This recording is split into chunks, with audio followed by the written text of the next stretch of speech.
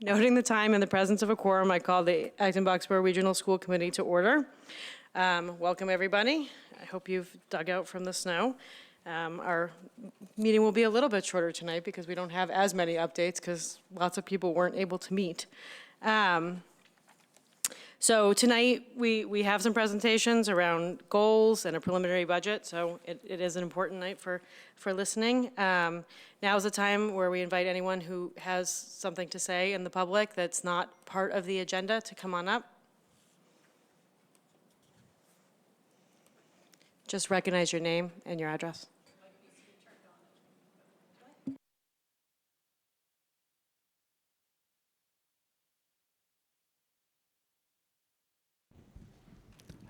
Hi, Kurt Martin, 550 Old Harvard Road, Boxborough.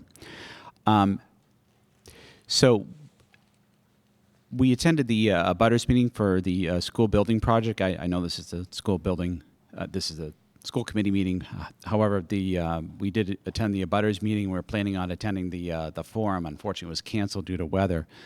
In the abutters meeting, and thank you for having that for the abutters. While we live in Boxborough, we do own property that's abuts the school. We were really surprised to learn just how tall the proposed building is, and we have had some exchanges with Ms. Cole about providing some more views. We only saw really one or two, I think, in the abutters meeting that showed the school in the neighborhood, and it really didn't give a very good idea of like how it is from like a street level. So we were wondering if it would be possible. We've been told that she said that they were going to talk to the architects and send some more views of the school from a street level and put them on the website. But I think it would be great if those could also make it into the presentation for Tuesday night. So the whole public, not just people who asked for these pictures, could see exactly what they're voting on and how it fits into the whole neighborhood of West Acton, and just exactly what they are getting for their $117 million project. So if that could be passed on to the committee and the architects, that'd be greatly appreciated. Thank you.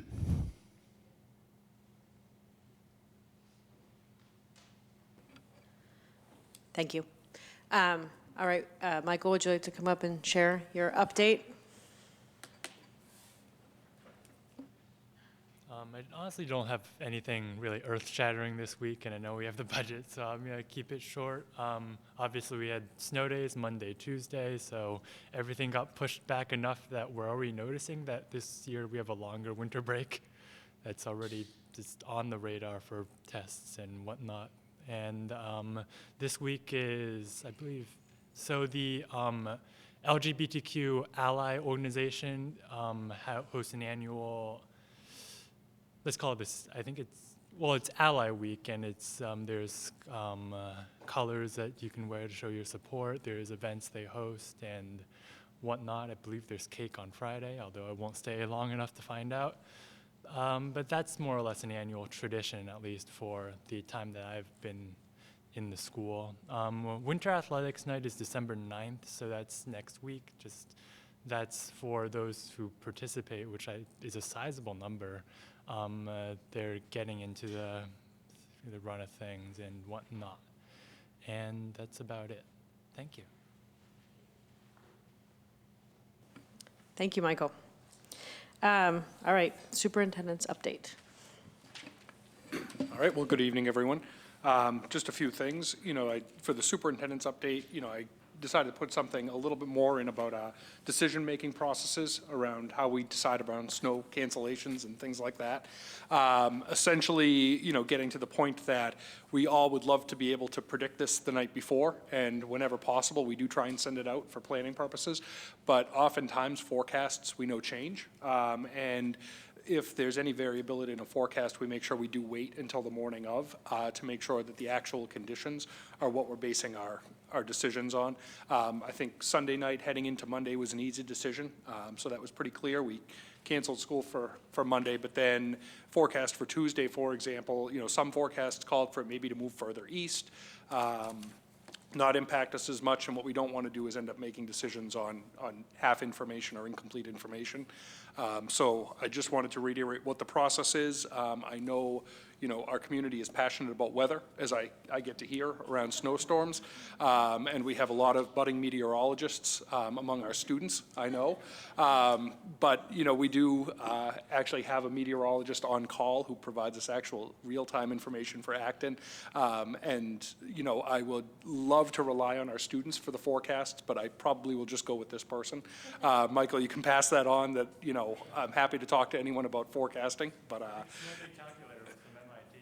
yep, snow day calculator. I am full aware of that. My kids have been using it for several years. But unfortunately, that doesn't always predict the model. So, we'll have to just go with the old-fashioned way. The other thing sometimes we'll hear from people is that people would like more customized times to be notified. Some people prefer a little later to get to sleep in. Some people prefer to know earlier. I'm relishing the day when the technology allows people to go online and select the time they'd like to be notified, but we don't have that yet. So we do try and get the word out at 5:45 to make sure everyone can make sure they know what's going on that day. So that was just one quick note on snow.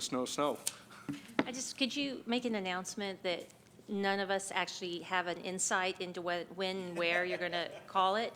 Because I can't tell you how stressful it is to have 4 kids come up constantly asking me, have you talked to Peter? Is Peter going to stop? Is Mr. And I'm like, I don't know. I'm not going to call him. Yeah, it's not, I'm not in it. That- None of us are. That's good to know. That gives me a thought for maybe the header on my Twitter feed to just redirect people.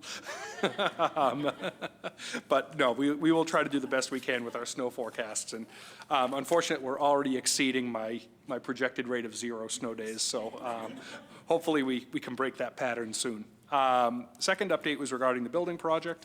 So another one of our casualties of the snow day, as we just heard during public speak, was that we had to cancel our December 2nd public forum. I just wanted to put in this memo because we do send it out to our families that, we have a pretty robust website for the building project where they can actually view recordings of the different forums and presentations that we've given over the last few months, as well as a link to the video for existing conditions of Douglas and Gates. We thought that would be helpful. And I also just wanted to take time, because this was the final building project update I give before we have our special town meetings and votes coming up over the next couple of weeks. And I just want to make sure I thank everyone who served on the building committee and all the citizens who've participated in the various processes around giving us input and feedback throughout the building process to be able to get us to this point. I also want to make sure I recognize the amount of staff time that this has taken from our central office staff, our principals, to really be thoughtful about this and to put forward, I think a good product for our community. So thank you to everyone who's participated, and we look forward to the coming weeks. By popular demand, we do have an evening scheduled for our next superintendent and school committee chair community coffee. We have a couple of evenings scheduled now as we head into the winter months and into spring.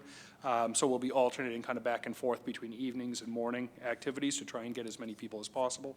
And then finally, I just wanted to put a link because the town of Acton is doing a housing survey right now, and they're inviting the public to participate. So the link is at the bottom of this memo for anyone wishing to participate. And that is all I have in terms of updates.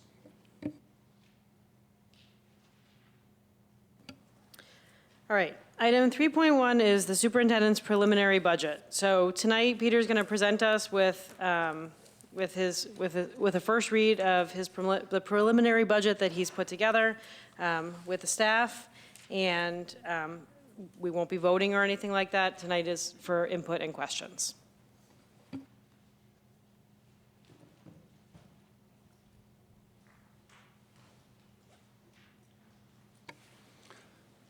All right, well, good evening, everyone. It's nice to see you tonight. I think I'm going to move over here to make sure people are guessing at where to look next. So wanted to talk preliminary budget tonight, and preliminary budget is designed to be a broad overview of the budget process. We know at this time of year a lot of the numbers are really just coming into play for us. We have not yet heard from the governor, who releases the governor's budget in early January, so that will certainly help crystallize some more of the numbers for us. So this is kind of the high-level overview of the budget and talking about budget requests for you.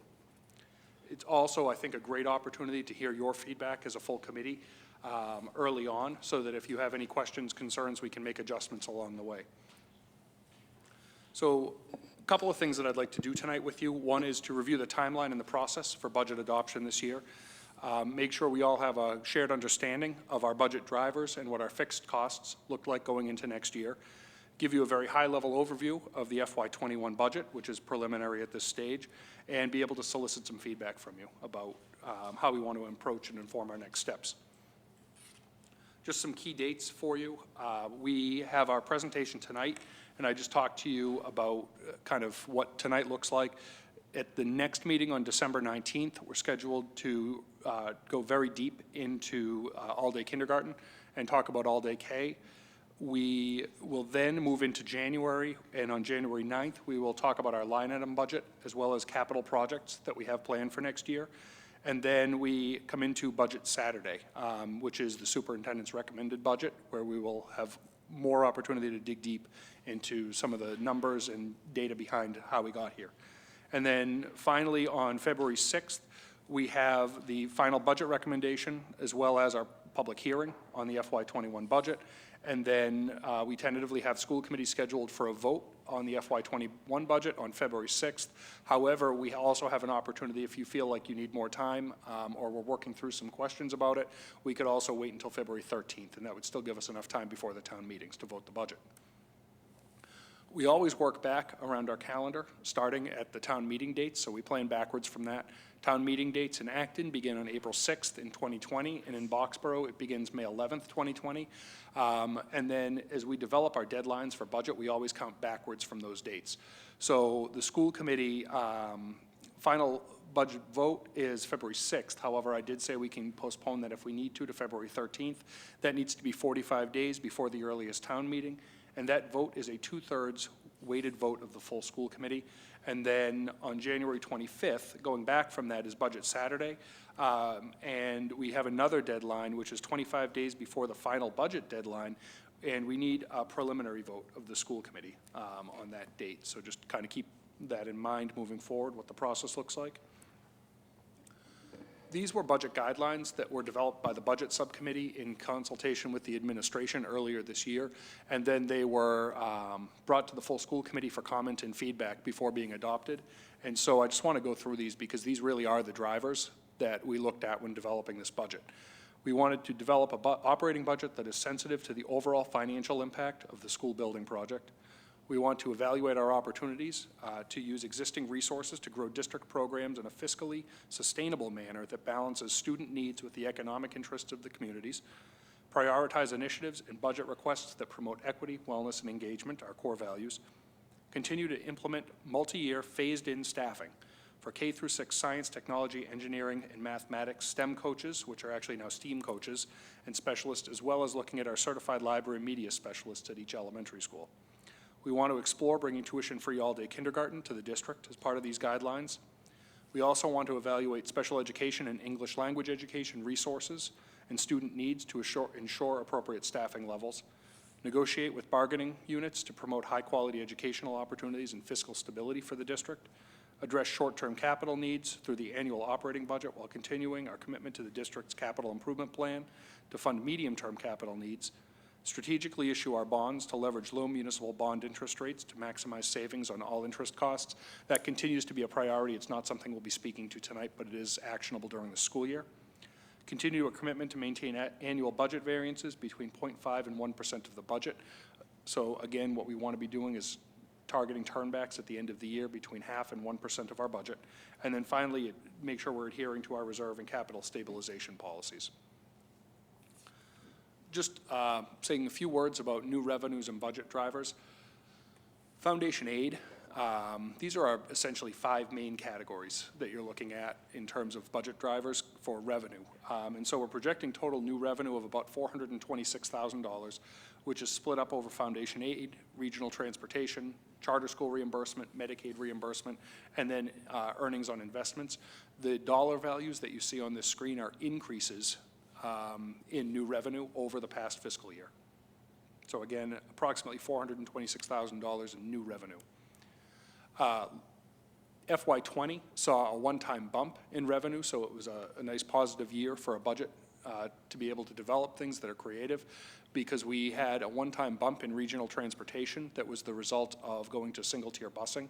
But because it's a reimbursement process, you receive that revenue the year after you implement the busing.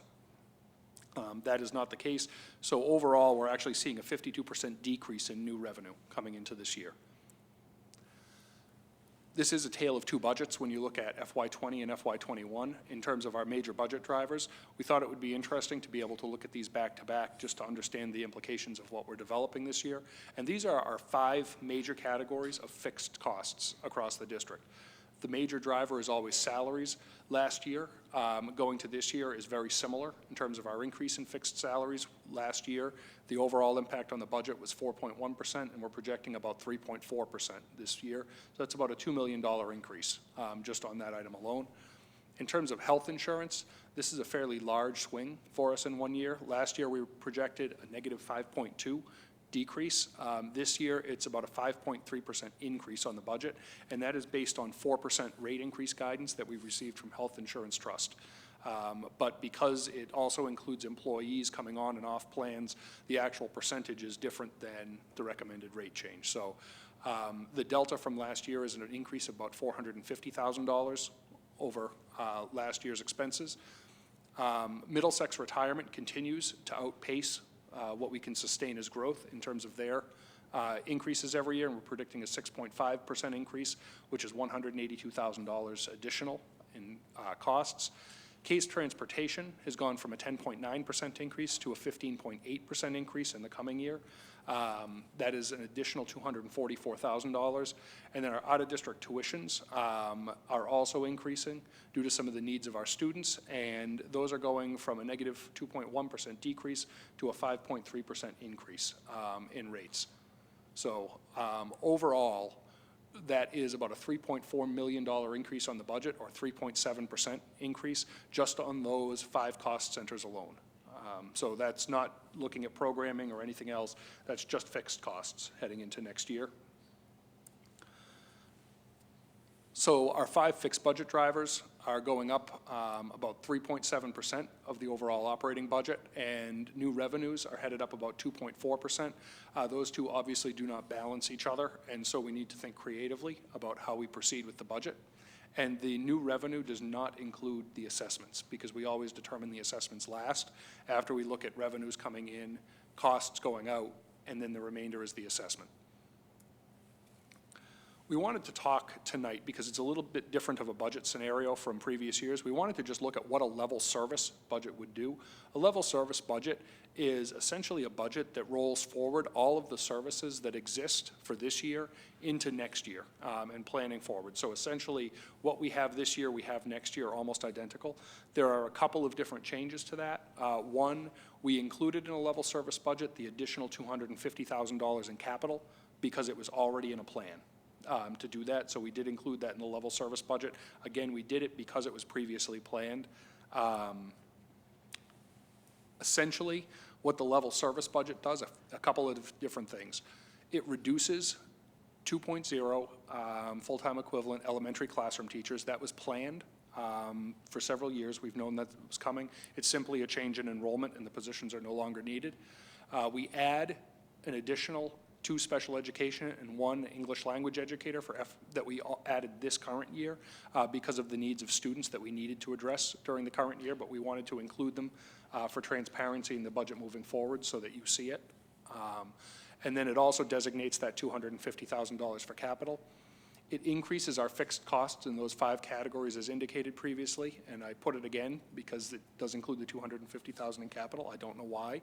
I put that twice on the slide. It must have been on my mind somehow. And it also, because this is based on rolling forward last year's numbers into this year, it assumes that we're going to continue using $690,000 of excess and deficiency funds to supplement the budget. So just keep those in mind.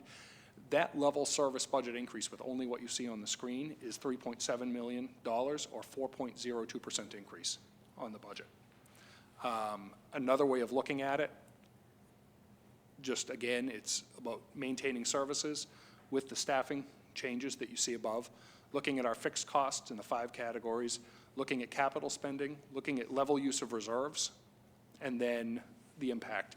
That would result in an impact to the town of Acton of 4.74% on the assessment, and in Boxborough, that would be 2.87%. If you remember, that's based on the regional agreement, which is the 3-year rolling average of enrollment, and so it's roughly an 85-15 split. It actually does change slightly to Boxborough this year to the tune of about $100,000. Is that correct, Dave? Because of an increase in Boxborough's enrollment as an overall part of the percent. This also assumes within this assessment allocation that this is the last year of the $400,000 cost shift from Boxborough back to Acton. So just keep that in mind. That's why you see Acton assessments here that are higher than Boxborough's. We looked at how a level service budget aligned with the budget guidelines that we had discussed earlier, and I just wanted to highlight because it really doesn't accomplish most of the goals that we would have set out. It does not develop an operating budget that's sensitive to the overall financial impact of the building project. We know that assessments of 4.74% to one of our communities is not a sustainable amount of money, and it's not sensitive to the impact that we're asking for in terms of supporting our project. Does not really evaluate opportunities to existing resources. By nature of a level service budget, you're really not looking at anything other than just maintaining services. It doesn't prioritize initiatives and budget requests that promote equity, wellness, and engagement. It doesn't continue the multi-year plans that we have in place because it simply replicates the services we have now. It also doesn't explore the possibility of tuition-free all-day kindergarten, and it does not evaluate our special education and English language education needs for students. So with that and this notion of just simply rolling forward our numbers, we wanted to really reevaluate and try to be creative in how we could meet as many of these budget guidelines as possible in a sustainable manner. And so what I'm bringing to you is not a recommendation for a level service budget, but we're calling it kind of a modified level service budget because it's based on level services with some modifications along the way so we can better achieve our goals. So we really had 6 key strategies coming into this modified level service budget, which is the preliminary budget. We wanted to maintain level education services. We do not want to go backwards in terms of what we're providing for students. We wanted to really look hard at how we could reallocate existing resources to address some of our needs and budget guidelines. So again, not coming necessarily looking for new resources to continue our growth, but look inside for what can be reallocated. We wanted to really review and realign some of our special education services coming into this budget. We are going to propose also slowing the growth of some of our capital funding. We are hoping to reduce kindergarten tuitions and make some positive gains in that regard, and then use some additional reserves to moderate the impact on our communities. So how are we getting there? So in this modified level service budget, we're proposing several things. We want to maintain our level services, but in addition, we're really looking to add some special education and mental health supports and continue some strategic additions across the district so we continue to grow our programming for students. We want to phase in our capital growth over 2 years instead of 1 year. So instead of $250 additional $1,000, remember, we're already committed to $1.25 million, and we were hoping to go to $1.5 million in capital funding this year.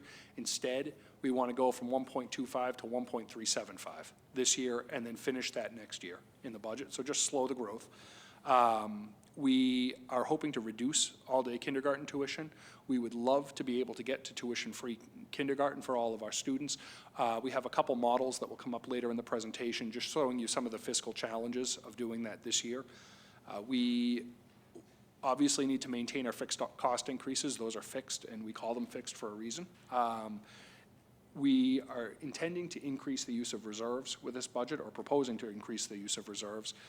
We are hoping to add an additional $305,000 of excess and deficiency, and additional $480,000 of circuit breaker that's really targeted to some out-of-district tuitions that came in, which are driving some of those costs. And that overall budget that we're presenting tonight as a preliminary budget is a $3.4 million increase on the budget, which is a 3.7% increase. So that brings the Acton assessment to 3.98% and the Boxborough assessment to 2.12%. which we believe is more sustainable than just simply looking at a level service budget. So to go into a little detail about some of the strategies. Again, in a level service budget, we know we're already planning to reduce 2 of our elementary classroom teachers based on enrollment. We would like to maintain the additional 2 special educators added this year because of the needs of the students that we have in front of us, as well as the additional English language educator that was added this year. Those are all critically important positions, and so we're proposing to maintain those into the new budget. And then we want to reallocate some resources. So the left-hand column is just kind of a high-level look at this. What we're proposing to do is look at about $500,000 of existing resources within the district to be reallocated to achieve some goals.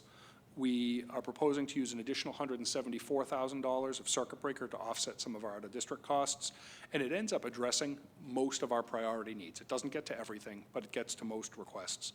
The net cost of all of this realignment on the budget this year is actually $0 in terms of increase, and it overall will reduce our FTE by 0.4. So just kind of keep that in mind. As we looked at the overall fiscal reality of this budget and kind of this sense of return to normal. You know, we lived in a grand, wonderful time for the last few years in terms of budgeting, but this is more of a return to the normal world that communities are going through around us. We thought it was important to try and come in with something that was as cost neutral as we could possibly be and really think about how many full-time employees we were able to sustain. So, how we got there. Our high priority areas are funded through a reallocation of existing resources. We are also increasing special education and mental health supports in the district, and we identified those by really looking hard at our resource programs and looking at how they were aligned with each other and the types of supports available to students in the resource programs. We looked at our learning centers across the district and the staffing and caseloads of our educators in the learning centers. And we're funding this realignment of our special education services by reallocating existing resources, some additional circuit breaker money, and then delayed implementation of selected other positions that we would have liked to do in the district. So we're looking at the general education setting first, and then I'll go to special education afterward. I wanted to just separate the two out because sometimes funding sources can look a little different. We have a current data manager or dean that we would at the high school, and we would actually like to increase the responsibility of this individual to include supervision of teachers as well. The position is already there. It's in the budget. It's funded. In order to have the higher level of supervisory responsibility, that would cost $15,000. The high school principal, Larry, has prioritized this as something he would like to achieve. He's actually looking to reduce some of the furniture purchases that he'd like to do in his own budget by that equivalent amount of $15,000. Similarly, and we talked about this last budget Saturday, but David James is our Director of Health and Physical Education. He is teaching a full course load, similar to any other teacher in the high school, and also has supervisory responsibilities. That's inconsistent with every other director level position we have in the district. And he's been doing that for several years because we just don't have enough health and physical education teachers to meet enrollment needs. And so what we'd like to do, we would love to get one full position in there. We just can't do that in 1 year, but we'd like to hire a .4 teacher to allow him to teach the same caseload as the rest of our directors. So that's a cost of $23,000. That's also coming directly out of the high school budget. We would like to convert, knowing that we're headed to a one-to-one environment for our freshmen, because our students now come in grade 8 have really lived in a one-to-one environment for multiple years, and in particular this year at the junior high school.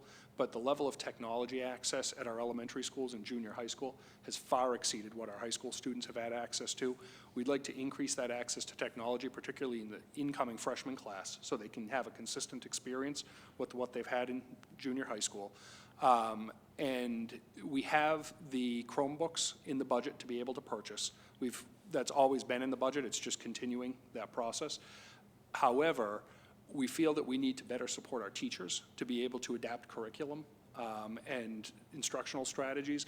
So we want to convert one of our desktop support staff which is actually a vacant position right now, into a digital learning specialist. So this would be a much more educationally focused teaching and learning position. That is a $63,000 cost. The ed tech position is typically budgeted at $45,000, and an additional $18,000 is coming direct from the high school operating budget in order to be able to fund this. So that's where we're getting the funding for that position. The elementary STEAM coach has been a strategic priority for some time in the district. However, we know we're in difficult budget times. That is a cost of $75,000, and as you can see up on the presentation, I won't necessarily go to everything, but we've had several software packages, different money in different parts of our budget that we're willing to take a look at in order to be able to continue to look at that initiative. We have, we know we're already reducing the 2 classroom teachers. It's just noted here because it's important in the overall FTE count for you to see how that adds up. The junior high school would like to convert a math assistant to a math teacher to be able to provide a deeper level of service to our students. That's an same FTE count, however, it's an additional cost of $30,000. That is being funded by some operating budget reductions at the junior high school, and he has some online subscriptions that he wanted to add that he can also delay to be able to get to that position. And then there's a small string stipend.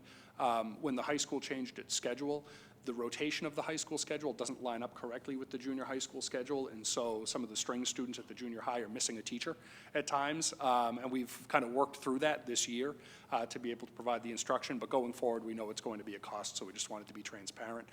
We can actually offset that with some of the Dragonfly money, which is targeted to performing arts. So on the general education side, the overall changes are we would be adding 3.4 positions, but actually looking to reallocate 4 existing positions. So the overall count goes down 0.6 on the general education side. It's a cost of about $211,000. Right now, we have $218,000 earmarked because we know as you hire staff, you know, budgets can swing a little bit based on who actually is hired at the time. From a special education perspective,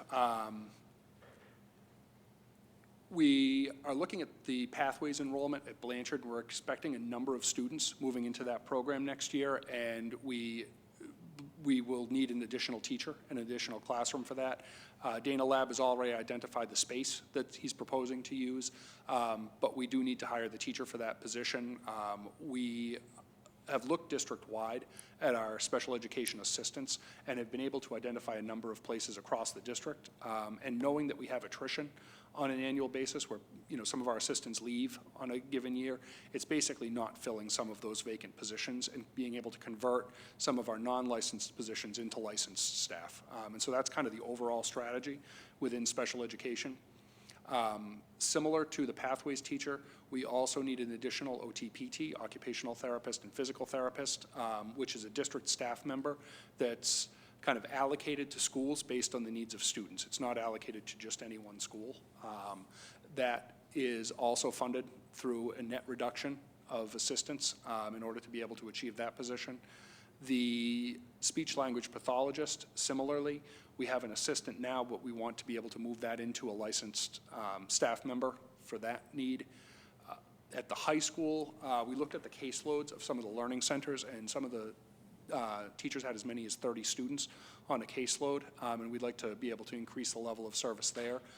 That's actually being funded through circuit breaker reserves, which will offset some of our out-of-district expenses, so it frees up some operating budget money for the staff position. The high school REAL program, we've looked hard at our social emotional learning programs. If you remember last year, we had come in with some different proposals to look at the junior high school program. We were very, very fortunate to have found some highly skilled staff over the summer to be able to support the junior high school program, and that's going very well now. What we want to be able to make sure we do is not just have a series of programs that operate independently of each other as you progress from kindergarten to 5th grade and then into 6th through 7th and 8th grade and then into the high school. We need to make sure those programs are aligned with each other. And so what we want to do is make sure that our program at McCarthy Town, as well as the high school REAL program, are staffed similarly to how we operate our junior high school program, which is now meeting with a good amount of success. So we would like to bring an adjustment counselor, But we want to think more creatively. We've been doing the program assessment for social emotional learning now. So Don and I actually had a call with Nate Levinson around kind of some preliminary thoughts on this, because we didn't want to propose anything that was inconsistent with some of his findings. And even though we want to attach the adjustment counselor to a program, we want to think more creatively and think of someone with not only just a counselor background, but kind of a behaviorist background that can also work with some of our general education teachers to find out how we can better support students in classrooms as well, because we need to increase the capacity of all of our staff and not just continue to have staffing in programs. So it's kind of a dual function that I thought was worth some explanation. The REAL program, again, based on analysis of number of students coming into the program at the high school, is also going to need another teacher. The Bridges program, again, we're anticipating growing enrollment in that program. That will need another teacher. And then at McCarthy Town, similar to what I just mentioned at the high school with the adjustment counselor / behaviorist, we would like to do something similar and enhance the social emotional program at McCarthy Town. And then finally, as I said, we're meeting with good success with our junior high school program right now, but we'd like to increase the psychologist from 0.6 to 0.8. So it's an additional 0.2 there. The request was actually to go from 0.6 to full-time.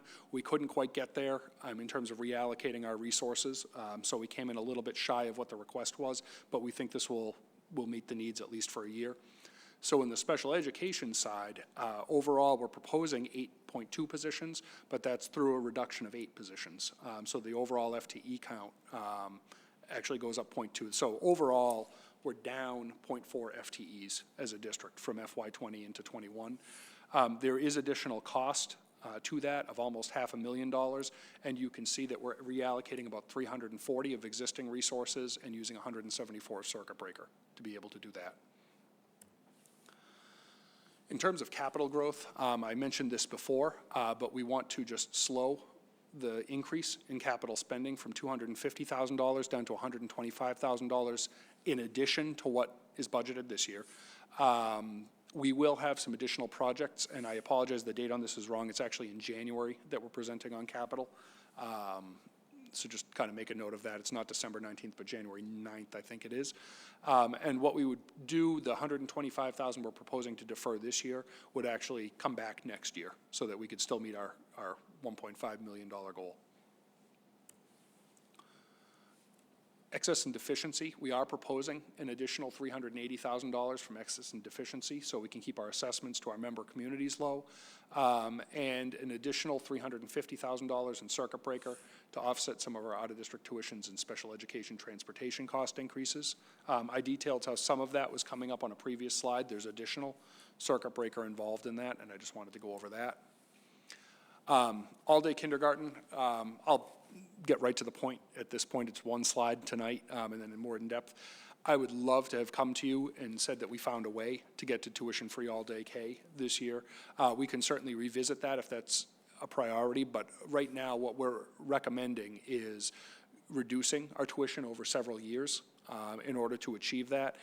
When we come back in next meeting, we're going to ask Dave to present an analysis of the foundation budget numbers and why the Student Opportunity Act will not be impacting us over the next several years, and it's going to take a few years to get to that. And that's a large driver in how we're thinking about this, when we would actually see the revenue from SOA.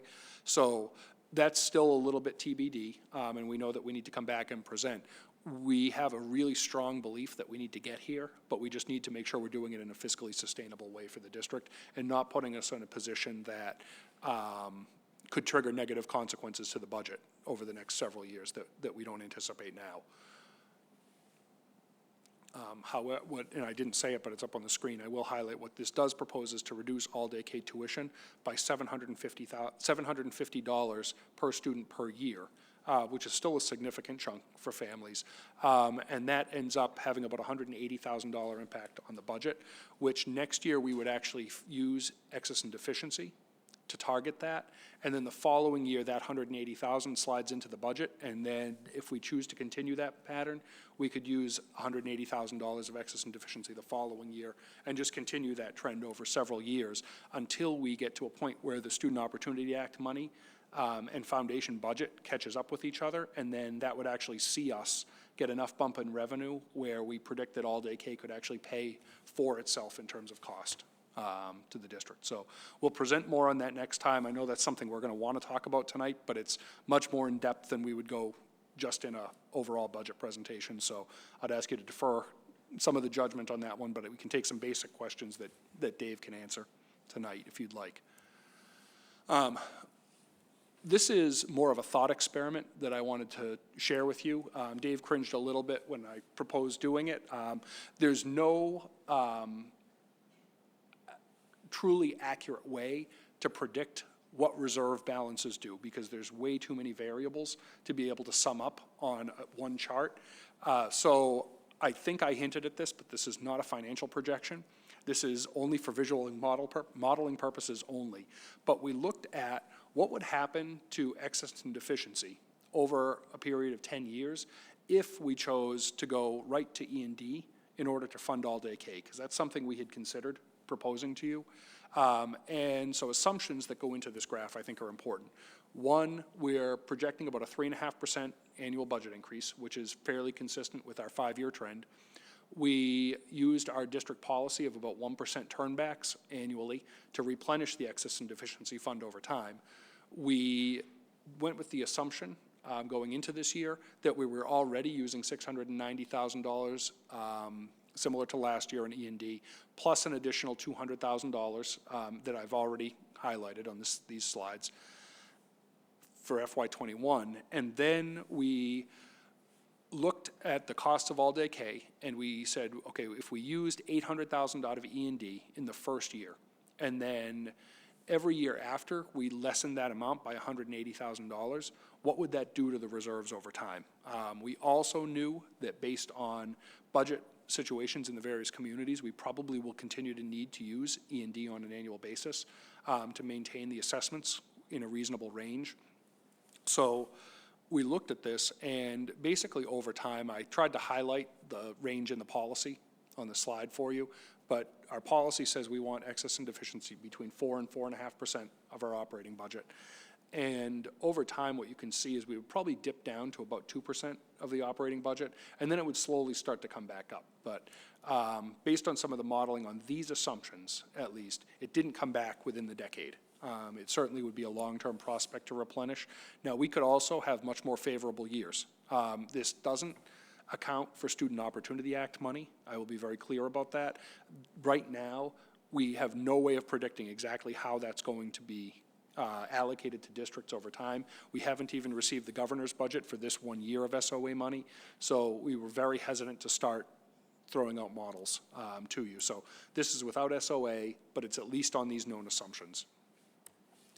What we then looked at was if we were going to propose using some of our excess and deficiency money to just reduce our kindergarten tuitions based on the model I told you and the same assumptions. So about $180,000 in the initial year, and then that 180 goes into the operating budget the following year, and we use an additional 180. We could do that for 4 years or 5 years, depending on when Student Opportunity Act was going to impact us. That would keep our E&D, it certainly doesn't stay within the target range, but it certainly keeps it a lot closer to the target range, and that was something we were more comfortable with in terms of making a recommendation in a preliminary budget, and we wanted to just kind of highlight that for you. Some final budget numbers. FY21, so this gives you the FY20 final budget, what a level service budget looks like, which I am not recommending to you, and then what I did propose to you tonight. So the overall budget is $94 million. I'm not going to get into the dollars and cents on that because it's not at all valuable for tonight, but it's about a $3.4 million increase, which is 3.75%. And then based on the assessments, that ends up being 3.98 to Acton and 2.12 to Boxborough. You know, it's very easy to get comfortable with the 2.09% increase we had last year. I came into this year and I was saying, okay, we can get to 2.9%. We can really do it. It didn't materialize that way, and I wanted to actually check my own thinking about how have other districts performed over the last several years. And so the closest metric we could come to was looking at increases in net school spending, which is a DESE-determined number that we could reliably use. And so we pulled our 20 comparable communities and looked at the increases in net school spending in each of those communities over the last 3 years. Now, this is FY 17 to 19, because FY 20 has not been verified by DESE yet. But essentially, they ranged, on the low end, the 3-year average increase was 3.1%, and on the high end, the highest 3-year average increase was 6.7%. Dave did this, and he actually took out a couple of anomalies. There were like 2 years for a couple of districts that were at 14% in a year. Something clearly happened that year. We don't know what it was, but we took out the anomalies to try and make this a little bit more accurate. But the average increase is still about 4.6% a year of our comp communities. We're doing very well comparatively, and we've been able to maintain that 3 to 3.5% average for some time now. So when you take into effect kind of Proposition 2.5 plus new growth within a community, you're probably looking at around that, 3.4, 3.5% range. And so we're not completely inconsistent with that. So I am happy to take any questions on whether the relevance of this slide or irrelevance of it. I know some of you have different feelings, but that's okay. I am done. That is my presentation, so. Well, we might as well start, now we're already Oh, you gone. want me to go back to that? We might as well go back. So the point that I'm going to make, is not relevant just to this slide, but to it went away again. Oh, you want that back? Okay. Yeah. Okay. But to everything that we look at. So the objection that I have to this slide is actually the second word on the slide, average. And it's aggregated across everything. And we know, for example, that our health insurance costs, were anomalous the last couple of years. Mm-hmm. And so if we don't disaggregate things like that and look at some of the drivers, just as you did earlier in the budget presentation, it looks like a Rorschach blot. You can see whatever you want. So now if you go back one slide, the next slide, I'll just comment that although it's nice to have all these numbers to the individual dollars, and I can find the number of the beast on the slide if I look hard enough, I actually, and I think I made this point to Dave and others, would rather see things like $94.4 million and just leave it at that and not worry about anything less than that for this purpose. And then the last point that I wanted to make, with regard to this and the percent change. So I very much appreciate that you took to heart, the issue that there are finite resources, and we need to decide, how best to allocate those resources through the budget. If there was nothing else going on, this increase for the Acton assessment of 4%, I would say this is a reasonable kind of thing. In light of, the significant additional burden that we're putting, on the taxpayers, which of course you also did recognize in the presentation, 4% still feels a bit stiff to me. And then I think the last point that I'll make is, in looking at the way you structured the level service, there are some trade-offs where recurring expenses, in other words, positions, are being funded by what I would consider non-recurring things like furniture expenses. And I don't think that that's really the right way for us to think about how we are moving money around in the budget.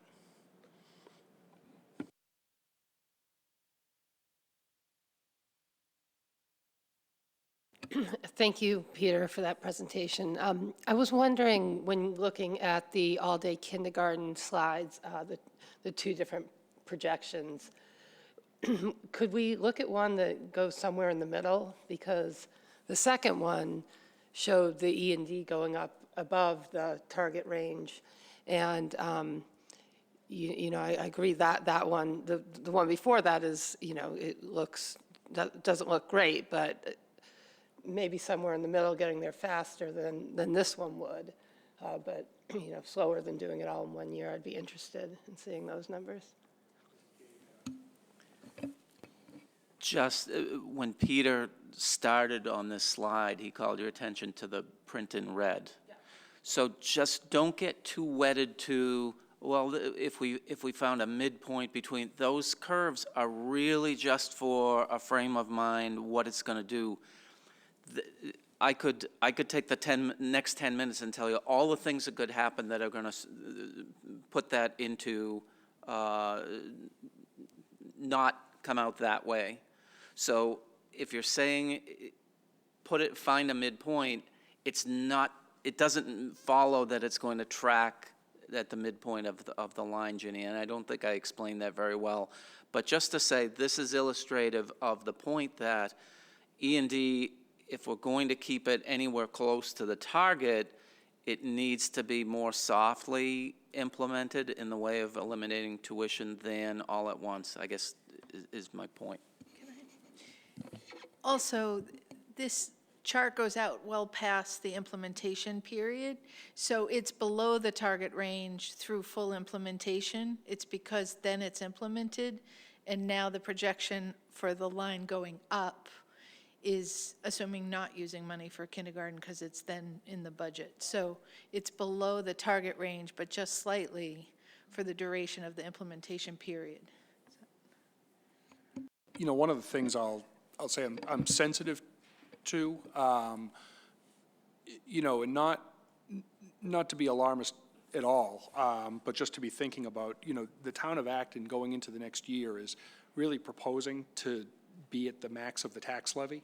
And so there's no more room within the town budget to be able to increase revenues under 2.5. And so I'm just, you know, Boxborough is in a different position than the town of Acton. And so there's two different ways that we have to be thinking of this budget. But I just want to make sure we don't do anything in our operating budget that puts the community in a really difficult position, you know, even 2 and 3 years out, where we know we've already taxed to the max in terms of the levy, and then we don't have anything left to give. So that's just one kind of cautionary thing that's in my mind as we look at this too. So I understand fixed cost, what that is, but I would like to ask about health insurance. Why is there such a huge swing within 1 year? And the case transportation, why, again, what happened there? Not what happened, but what led to this being, and I know, John, you can probably speak to it, but. I was just going to say, if it's okay with Tessa, I'll have John actually talk to health insurance because they just met this morning. We did, and I have a health insurance trust report. What happened a number of years ago, and I'll try and keep this short, there is obviously a longer version, is that the trustees were concerned that there were going to be some very large claims, and so they implemented a very large rate increase. The consequence of that, when those claims didn't actually materialize, was that the revenues of the trust greatly exceeded the expenses of the trust. And over time, the unrestricted of the assets of the trust grew too large and outside the bylaw restriction that the assets should not be, the unrestricted assets should not be more than 30% of our projected expenses. In order to return those unrestricted assets to the entities, the trustees were forced to reduce rates. And so over the last 2 years, those rates have been reduced. And so bit by bit, we're finally working down that balance. What happens, though, is because now we're below our actual cost, at some point we have to return to the trend line. And so that causes a larger increase. So the unfortunate news is that the rate which we voted this year, 4%, you know, I fully would expect to see us do that again next year. And then depending on, you know, what the actual claims experience is, the number might even need to be slightly higher than that.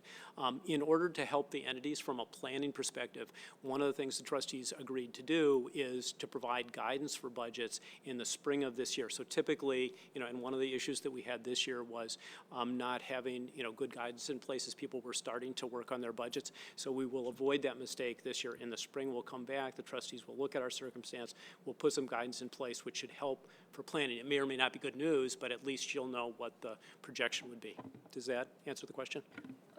Just a quick follow-up. So so we took too big of a cut last year, and now we have to make up, or we did exactly what we were supposed to do, and this is just it just seems it seems like we took a huge 5% cut and now we're adding another, or The- 0.5.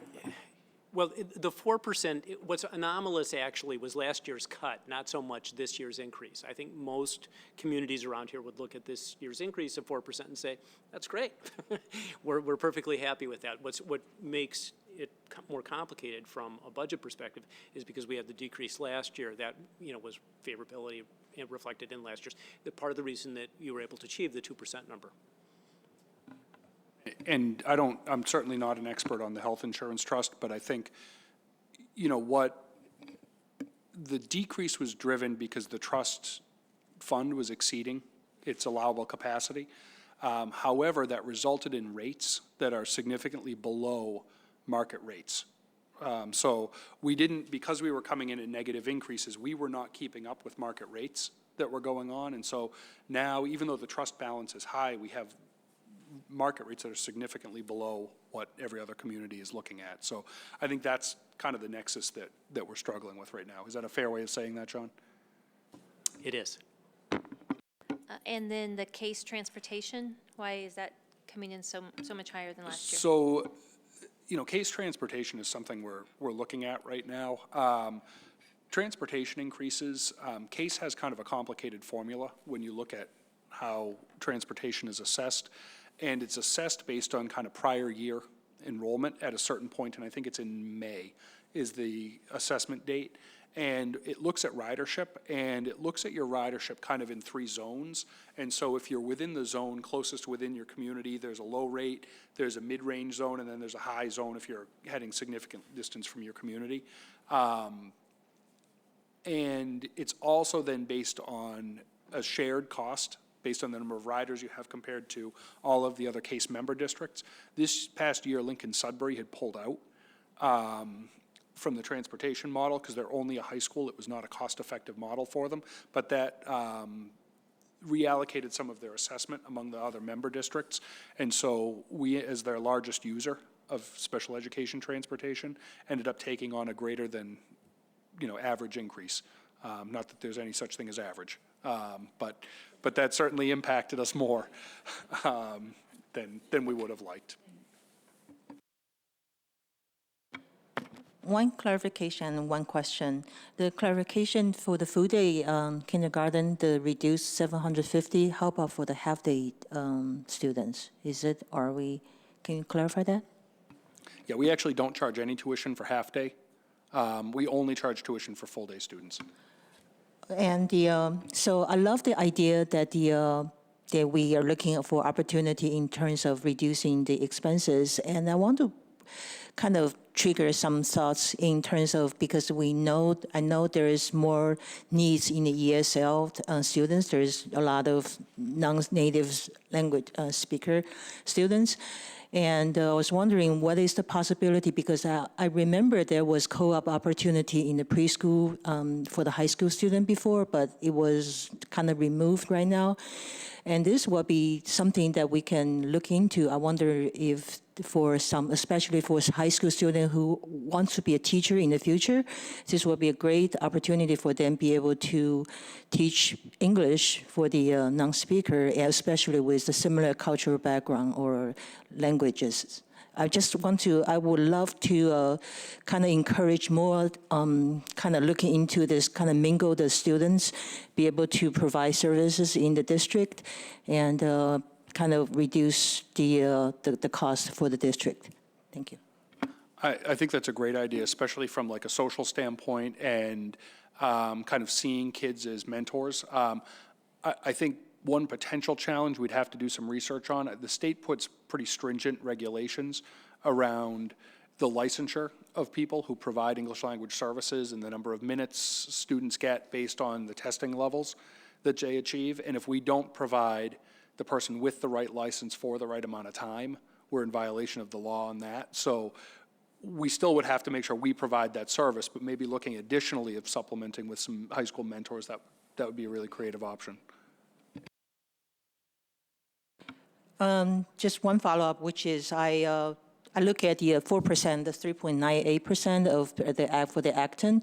I understand this is a 18-15 kind of split because of the student number of student of enrollment. I just want to bring that up, which in the history, the Acton has more apartments than Boxborough.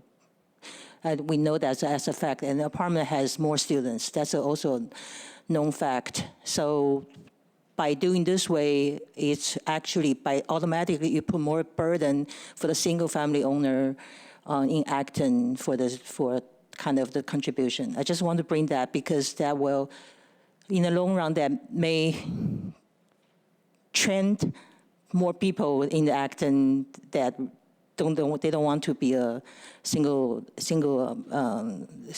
home owner anymore. Thank you.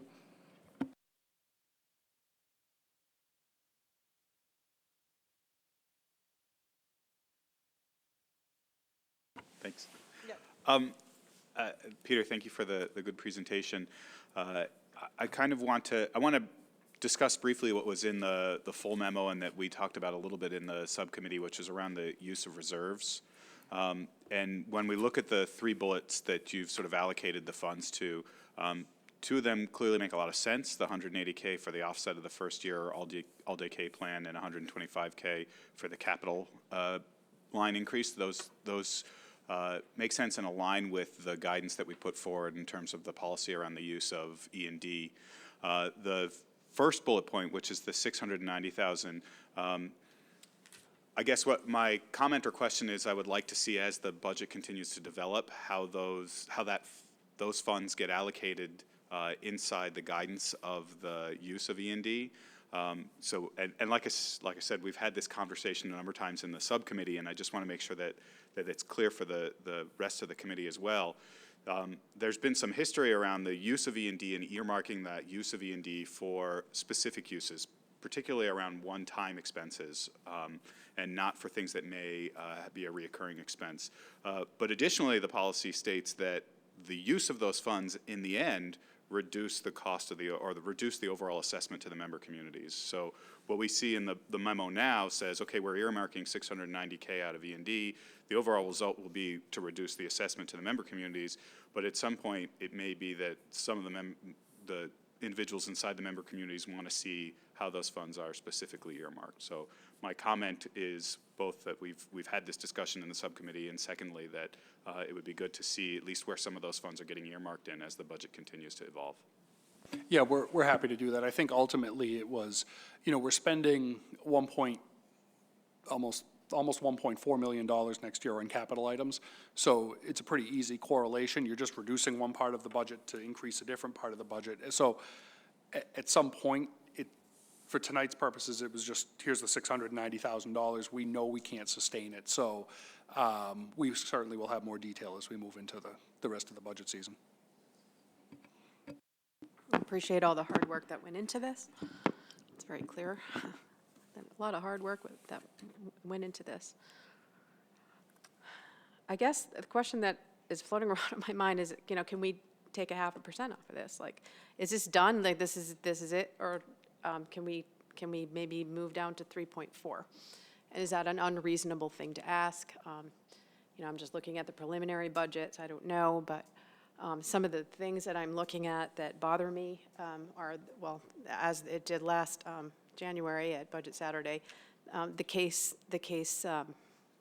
assessment for transportation.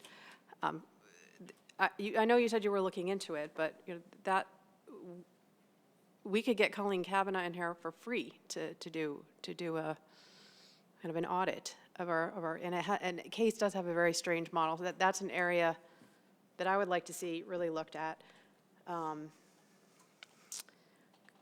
The 2 adjustment counselors, that's not a shared position? That's 2 separate adjustment counselors, one for the junior high and one for the, okay. And that has to be like that in terms of caseload, whatever details are involved in adjustment counseling. Yeah, so we'll actually have Debbie Dixon come in and talk to that when we get to Budget Saturday. Okay. I had a question about the Assabet Valley wraparound service. That's like a 59.7% increase. I'm wondering if that can be looked at as well. We can certainly take a look at that as well. That was based on the anticipated number of cases being assigned out for the service, but if we want to limit that service, we can certainly reduce some of the costs. And that was, thank you. As Don just said, that was actually, we increased that service because we didn't proceed with the ESS program last year. And so it was to reduce some of the burden on some of our counseling staff for trying to coordinate some of those wraparound services. Okay. So it's, we can certainly look at putting a cap. I think we can look at the adjustment counselor positions. We can certainly look at the Assabet Valley. Case transportation, we can look, but that's a long-term project. It's not, because there's a 2-year commitment if you're going to pull out of it based on the agreement that we have to be in case. So it's not something that would impact next year or even the following year's budget. We would actually probably have to put them on notice this year that we were pulling out 2 years from now. So just to kind of keep that in mind, but we can certainly, explore some options there. Could you or Dave, and maybe this is going to happen next time, but just speak a little bit about the Student Opportunity Act and why it appears at this point, at least, that we're not going to see any increases for the foreseeable future? Yeah, absolutely. Next time when we have the deeper kindergarten discussion, we have a couple of things that we'd like to do before we just turn it over to the committee for discussion. We actually want to come back and we're going to publish out some of the questions that we've received from different committee members over the last few weeks to make sure everyone has the same information. We also want to do a really brief presentation on what a full-day curriculum might look like under the new model, because we haven't had an opportunity to dig into curriculum. So Deb has been working, really researching some of the work that Boston has been doing, and they've been doing some great work. In fact, Needham just adopted kind of that Boston model. So we want to present a little bit on that. And then we asked Dave to put together a short presentation on kind of foundation budget and why there's a gap in foundation and what that looks like and how that plays into the funding of all-day K. So we're fortunate to have Dave here. He was on the Foundation Review Commission. So he has about as much intelligence on this as we're going to get in the school finance world. However, the state hasn't really released its guidance on implementation yet. So he's kind of modeled it out based on level implementation over several years and the $1.5 billion, how that could play out to communities.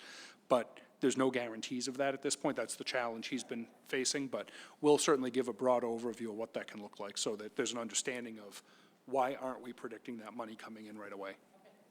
Sure. Thank you, Peter. Just a response to two of the things. Jenny, when you were asking, and it was sort of answered about the 2 slides that are not financial predictions, but just models. We spent a considerable amount of time in budget over the last 2 years sort of establishing guidelines around how much our reserve budget should be and what percentages it should fall within. And one of the things that really was talked at length about in budget is do we adhere to the policies that we created? And so even taking the reduction of the tuition, we do fall below what our predicted guidelines or what our expected guidelines are supposed to be. So just that note, I mean, I think that Marie did a good job explaining why that one goes way above the predicted or whatever. But just so you know that was a lot of the discussion that did happen in budget. And Angie, I don't really think it's useful for us to be looking at this as an Acton and Boxborough thing, because this is the regional agreement. It's based on a 3-year rolling average of students, regardless of where they live, regardless of what kind of home they live in. That's the regional agreement. So it kind of clouds the discussion of our budget and what we're trying to do for all of our students if we're going to separate it out into looking at which students in which communities it might impact more. I understand that it's hard to look at it and see that Acton has a greater change than Boxborough does, but that is the reality of 2 very different sized towns. And so a regional discussion is not really part of looking at our budget on a year-to-year basis, because the regional agreement isn't part of what we're discussing. Did you have another question? Okay. So I just want to echo that what Diane just mentioned, which I My concern is this, especially this year, was because we have other increase. We have the building project, we have all the other. I'm just looking at the number from the perspective of sustainability and the increase of this year. So I'm echoing what Diane just said. Thank you. I wanted to speak briefly to the totality of the regional agreement and its last 5 years, and say that from my perspective, part of the reason that Acton looks good over the last several years relates to the regional agreement. The decision of Acton and Boxborough to join forces to educate students, has been very, very helpful. And so obviously in some years, Acton will be up, some years Boxborough will be up, but if you look at it writ large, we've provided more education by working together than we ever could have separately. So I think that, again, there'll always be, quibbles about details, but I don't think anybody should lose sight of that. Having said that, I do want to reemphasize the point that Peter made about the fact that Acton is at the levy limit, because the practical matter is that if we, going forward, wind up with a budget that's going to drive Acton into override, that would be a hugely consequential thing. And so when we look at the numbers, we're going to have to ask, will this be sustainable within 2.5? And my view is for these next 2 years, it will have to be, with whatever consequence that has to the rest of the budget. Can I just add one thing to that? We've been in discussions with the Town of Acton finance staff as well, because we try and coordinate, make sure that we understand what their information is, they understand ours. We also talk to Boxborough as the process evolves on the Boxborough side. But one of the things that this is also predicated on, as we coordinate with the town, is the town looks at the overall deficit, and there's still an overall deficit that's showing on the ALG spreadsheet, even with this budget and the town's budget showing, that needs to be reconciled.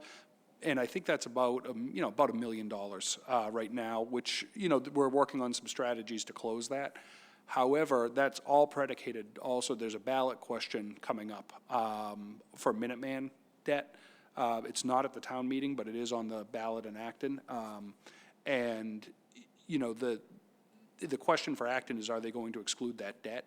If they don't, then we need to understand that A, Acton's already at the levy limit, and B, that $500,000 annually has to somehow be absorbed into the budget under the levy. So that could come back and impact how we look at some of these numbers, and it's something we're just watching closely over the next couple of weeks just to see what happens. We'll have some preliminary information on that on the 19th because we would know election results. But then, we certainly wouldn't have had enough time to adjust budgets based on that, so that would more likely happen in January. But I just wanted to put that on your radar, that that's something we're aware of and watching. I agree with Diane very much, and what most people have said here. The question about the adjustment counselor, if there's any way to just get a little bit more information to us before Budget Saturday, it would be helpful in thinking about. I find oftentimes I look at the budget and I see things that I think, why are we doing that? And then I get an explanation and it actually makes a lot of sense. And it would be very helpful if I could see exactly why this is so necessary this year, in this year's budget. And the other thing is, I do really appreciate how you've gone through and identified funding sources for some of the things that we really do need. So thank you for that. Debbie Dixon will certainly go into a lot more detail, but just a little bit of detail about the adjustment counselors. You might remember last year the class program at the junior high, which is the social emotional program. And we were struggling with keeping it appropriately staffed last year, and we added an adjustment counselor, or we shifted a psychologist to an adjustment counselor for that program. It's been very successful. Students, junior high's 2 years, so students who were in class last year will all be at the high school next year. And the comparable program would be the REAL program. REAL. And so what we're looking to do is put an adjustment counselor fully assigned to REAL. So that's part of it. And then McCarthy Town has a social emotional program as well that's fairly extensive. And as we've added students to McCarthy Town, it's become more extensive. So the second one is to be targeted to work directly with the social emotional resource program at McCarthy Town. So she'll get into a lot more detail, but it's really the continuum of the social emotional programs in the district.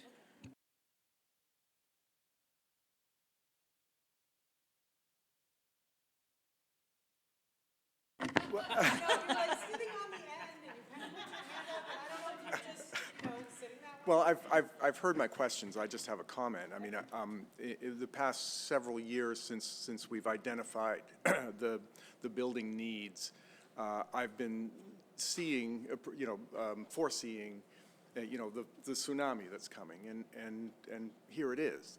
And I guess all I can say is that in the past few years, we've been fairly fortunate with either revenues or expenses, and things have worked out fairly well. And I think all we need to do is keep a steady hand on the tiller.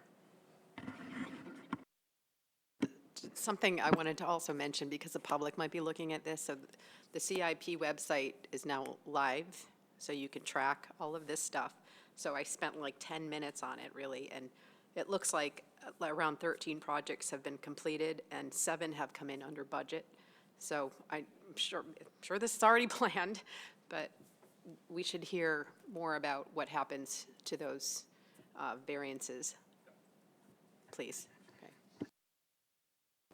And just to follow up on what Marie said, I remember a year ago, we were sitting at this table listening to the ESS presentation, and it was because a lot of our kids were in absolute crisis that we were looking at something. So I do think that a lot of the changes, adjustment counselors, in those programs especially, are coming out of something that we did hear about quite a long time ago now. But anyway, Ginny. I also want to say that in looking into talking to our state delegation concerning any possible state money that might be available for transitioning to all-day kindergarten, the state was handing out grants for exactly that purpose for a number of years. This district did not take advantage of it. Those grants are gone. Obviously, the building project has been deferred and delayed for however many decades at this point. So, and as Tessa said, there are critical needs for some of our most vulnerable students. So, I appreciate, that almost 4% increase is significant, but, that's the result of not doing things that need to be done, when they should be done to save a little money. So not giving up on any state money, and I'm looking into federal money to the extent we still have a Department of Education at the federal level. But I just want to say that, it is a lot, and like Paul said, it's a tsunami, but this is all very necessary stuff. Not to say let's stop looking for savings, but I just want to put that out there.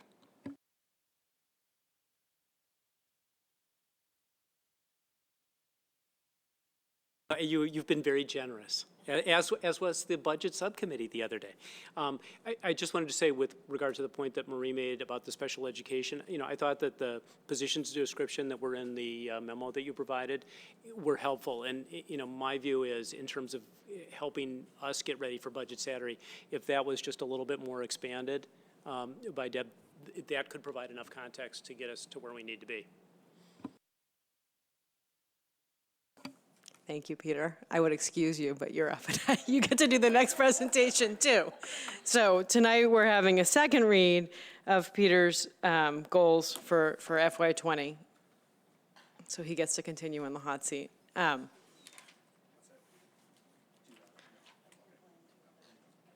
hope is that we will vote on them tonight. Yeah, so do you need them up on the screen, or they're in the packet? Yeah, no, they're in the packet. Okay, so I guess Beth didn't give me my little red line, so I just looked at the thing again.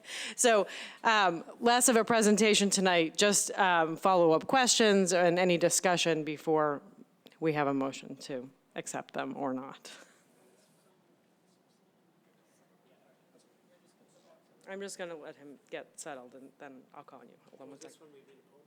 No, John, no poems.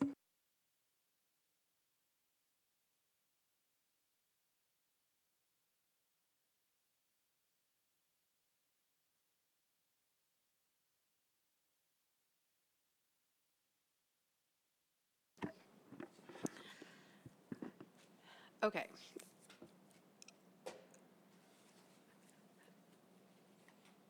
So,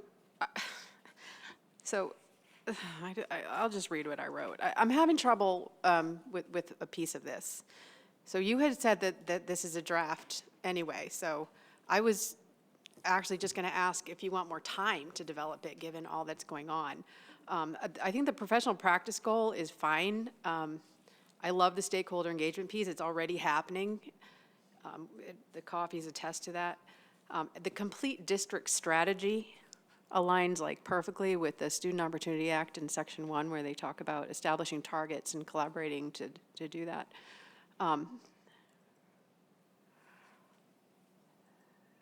The strategic initiatives around social emotional learning and educator growth are great. I look forward to seeing that continued growth in both of these areas from last year. The student learning goal, it's a little bit problematic for me. So a couple of years ago, we had Dr. George Bash here, and he presented to us on the Massachusetts tiered system of supports. And he likened AB elementary education as kind of 8 ships moving in different directions, not 8 components on like a single ship moving in a single direction. And it touched a nerve here for a lot of people. He touched a nerve because he spoke about, it kind of reminded us of the hyper autonomy that we give as a district as we struggle to kind of offset directives from the state that kind of force us into a situation where we want to control what's going on in the classrooms, where that locus of control should really be in the buildings and with the teachers closest to the students. And I think we've done a good job in this district, really fighting the urge to kind of just centralize everything and one size fits all kind of curricula. So what's bothering me is that I don't want to feel like just because we wrote something down that we're done. And I think that it's a really aspirational and critical thing to do, but I want to see it as part of something. Do you know what I'm saying? I'm trying to articulate exactly what I mean, but I'm kind of still processing all of it. And the other piece is,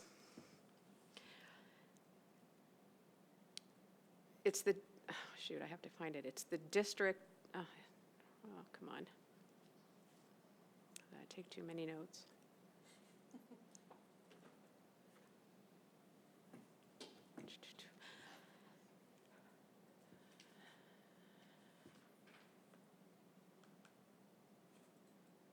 The complete district strategy piece.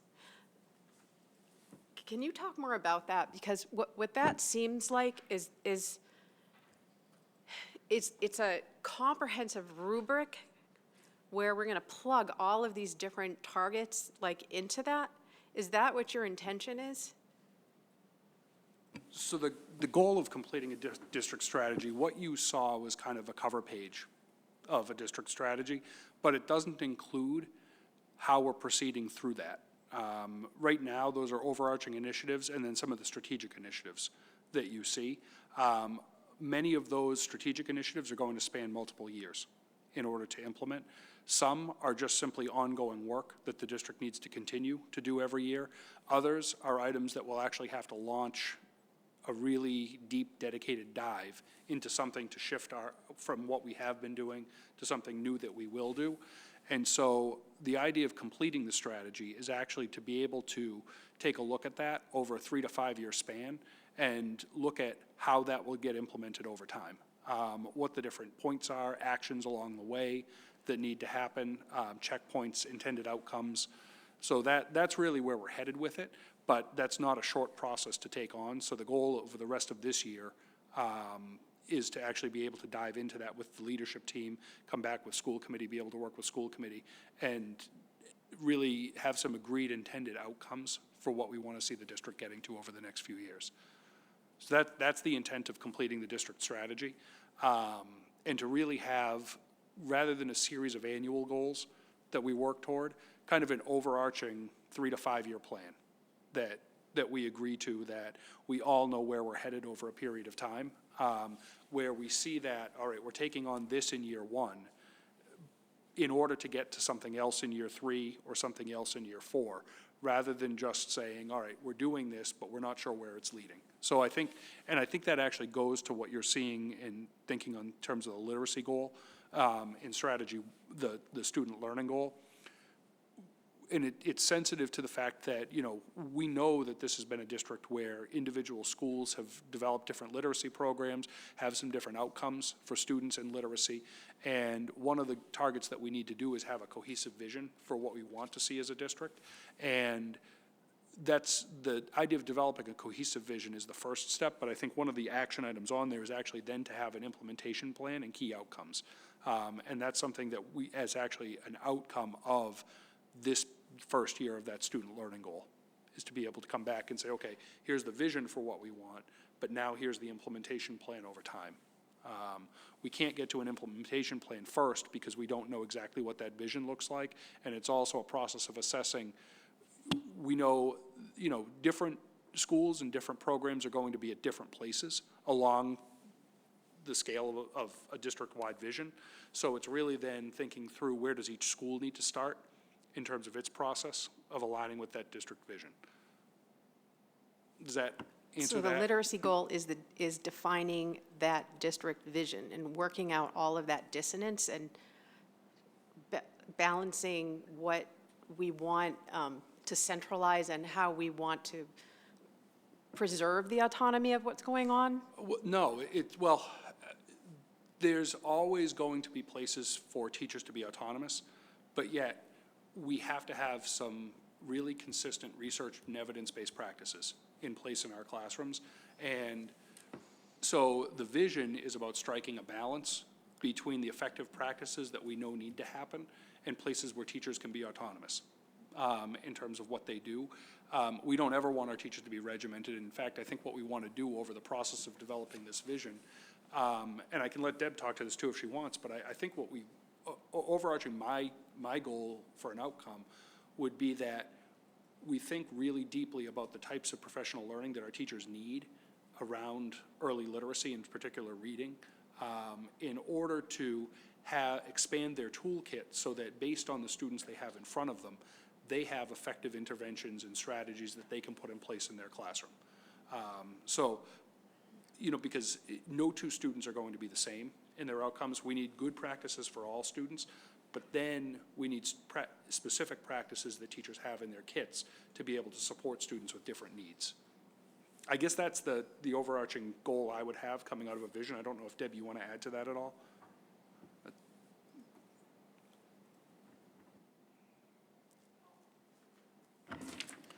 So I hear Diane's concern, and I'm wondering if that's partly because of our shift from a SMART goal to something a little less rigorous, I guess. And these goals might be a little more inchoate, but I'm still okay with that because I think it's gives you some leeway to make adjustments as you see fit. So I mean I hear what Diane is saying, and I think if we kind of let you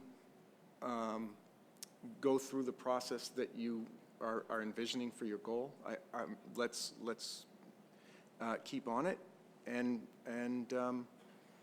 you know, I'm not too concerned about how things fit in certain boxes, I guess. I also, am happier with this structure of goal than a SMART goal, which sort of forces things into a box. But what would be helpful to me in the context of these goals is to understand what the deliverable is that's associated with each of these. So for example, in some cases, this might be a future oral report to the committee. In some other case, the annual, document that's going to come out, the document itself, of course, will be the deliverable. In other cases, it could be some memo, and, in some idealized cases, it would actually tie to some measured student outcome. Or if you look, for example, at the stakeholder engagement, somehow we would come up with some way to do it. So, I'm fine with the goals as is, but I would hope that when we talked about them next time, or when you talk about progress of the goals, it was clear what the form of the deliverable was going to be. Okay.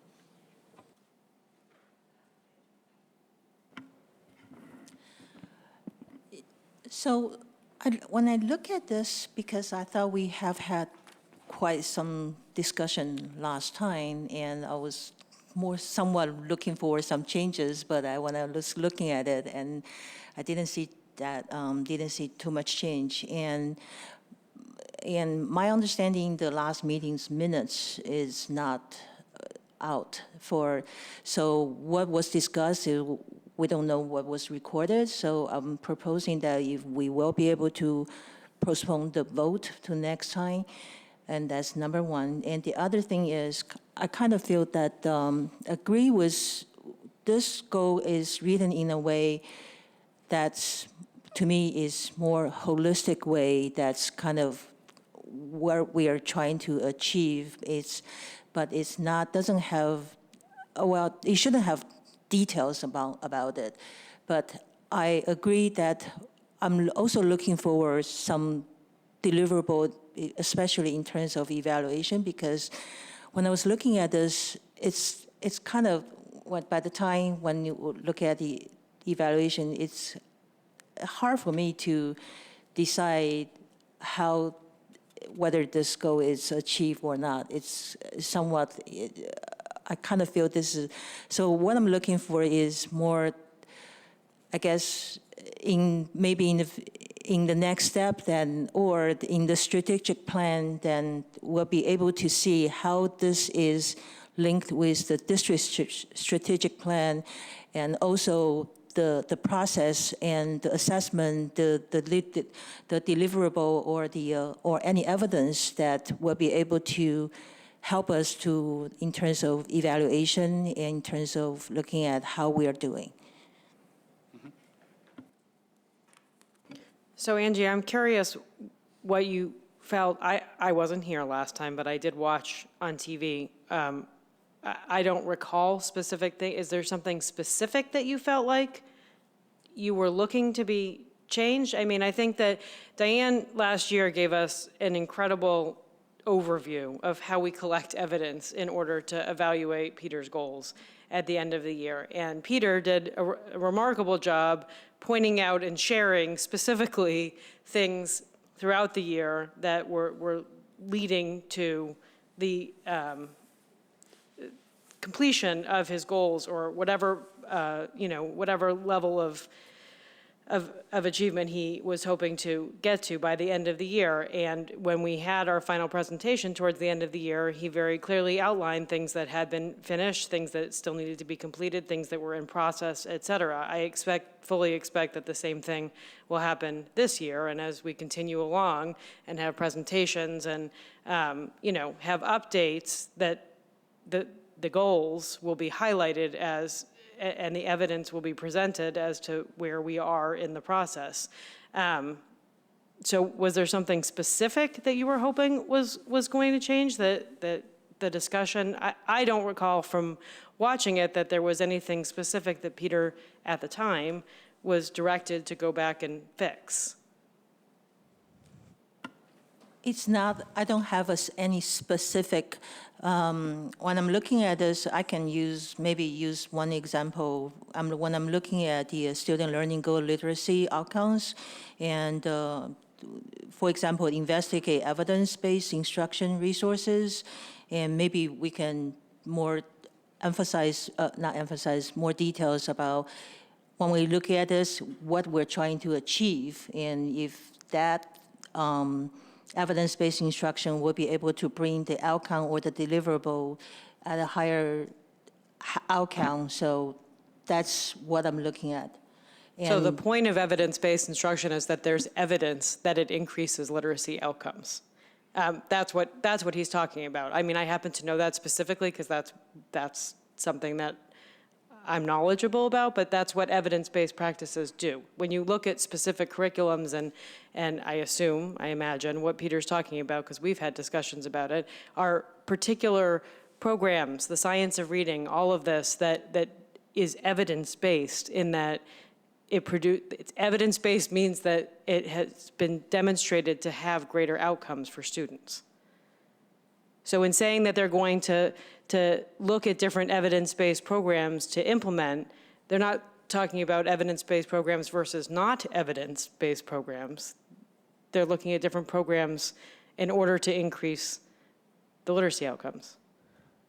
so how do you know it's increased? So I can actually jump in on that. So when we do research around different types of programs or curricula that we bring in, oftentimes what you're looking at is the research around different programs that have been nationally normed and benchmarked.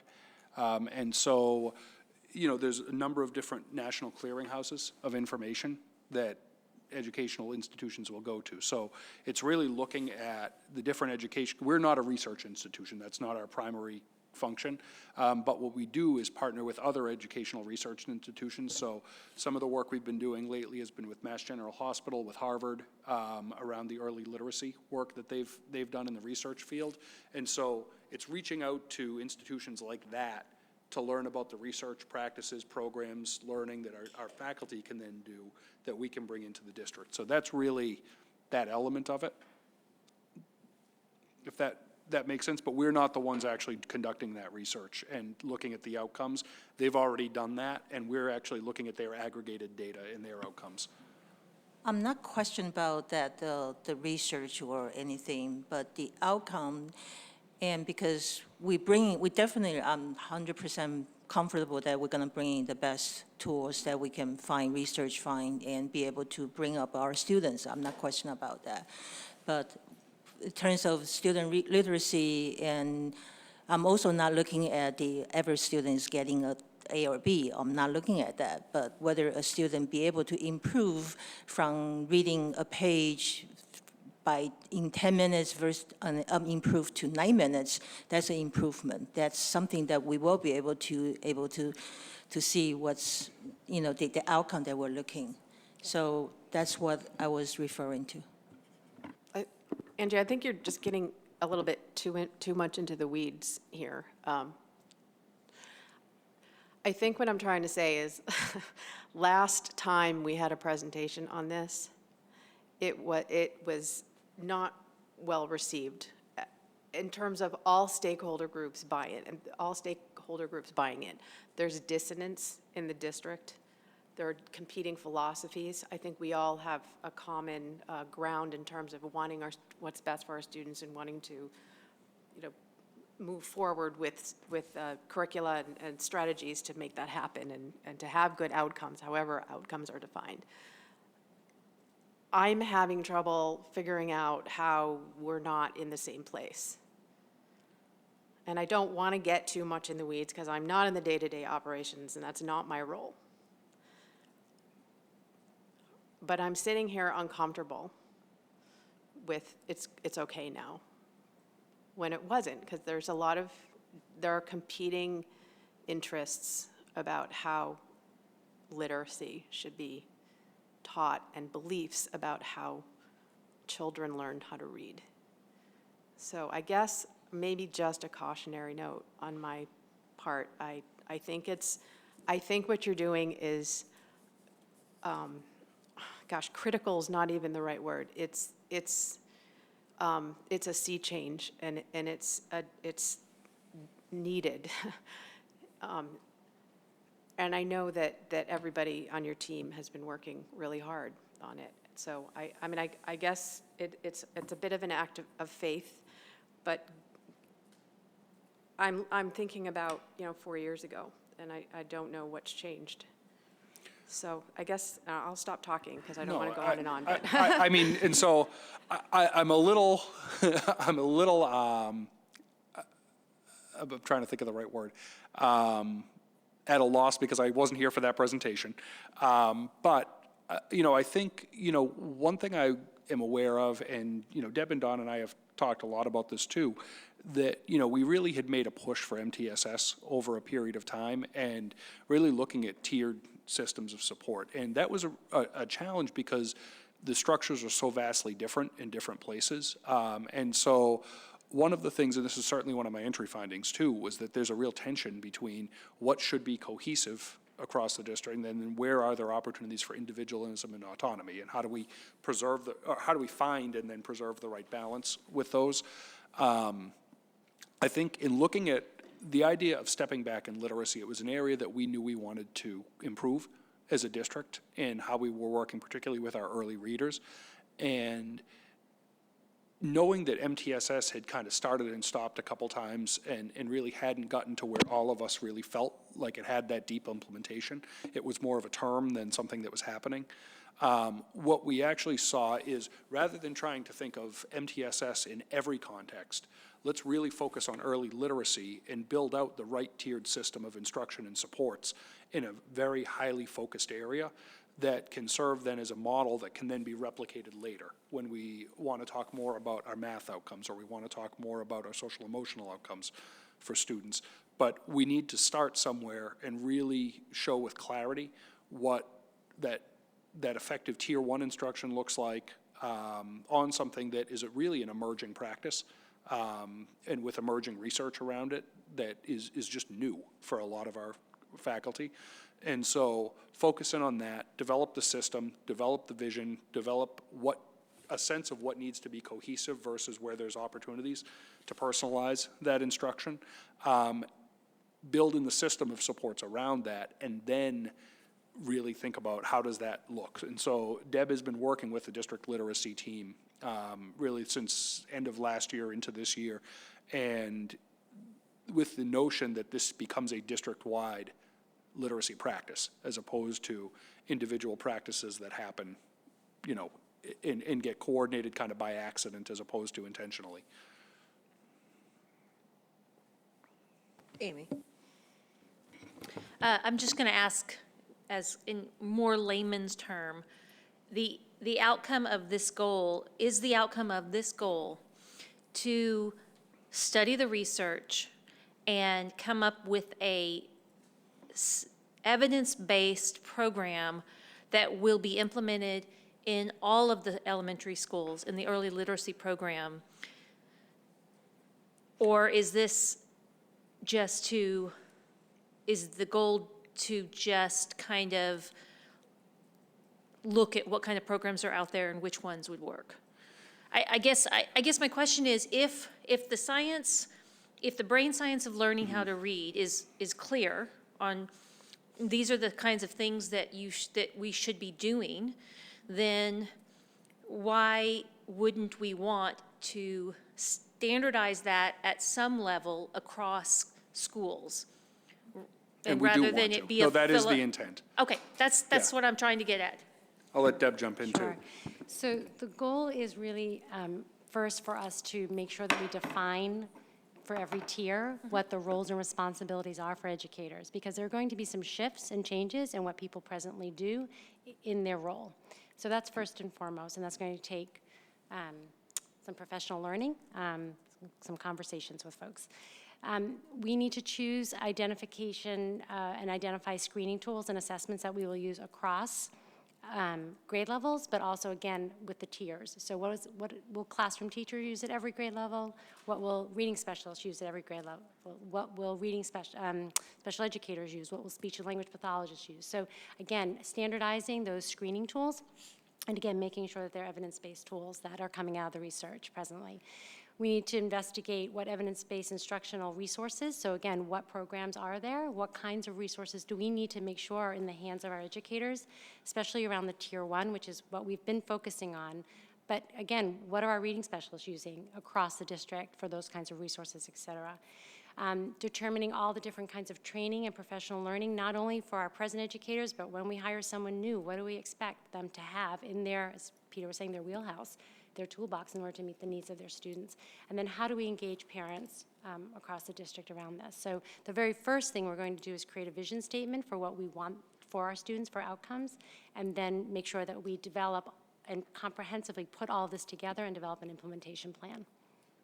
I don't know if that's helpful. I just want to ask so the timeline on that, understanding that this is critical, because while these things take each of these things take a lot of time and thought, and you want them to be done well, in the meantime, we've got kids that are literally right now going through early literacy. So kind of, you can help me understand the timeline?